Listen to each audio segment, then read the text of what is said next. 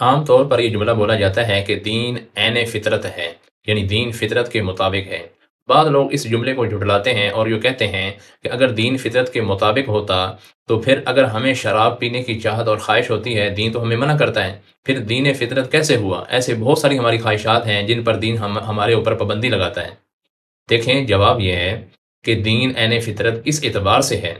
کہ ہر انسان کی خواہش ہے کہ اس کی اولاد اس کی فرما بردار ہو۔ اللہ تعالیٰ نے اولاد کو حکم دے دیا اور والدین کی اطاعت فرما برداری ان کے ساتھ حسن سلوک میں بہت زیادہ اپنی طرف سے اجر بتا دیا کہ جو لوگ بھی اپنے والدین کی اطاعت کریں گے، ان کی شکر گزاری کریں گے، ان کے ساتھ حسن سلوک کریں گے، میری طرف سے ان کو اعلان رضا ہے، یعنی جو اپنے والدین کو راضی رکھے گا میں اس سے راضی رہوں گا، اور جو اپنے والدین کو ناراض کرے گا میں اس سے ناراض ہو جاؤں گا۔ اس لیے حضور اکرم صلی اللہ علیہ وسلم نے ارشاد فرمایا،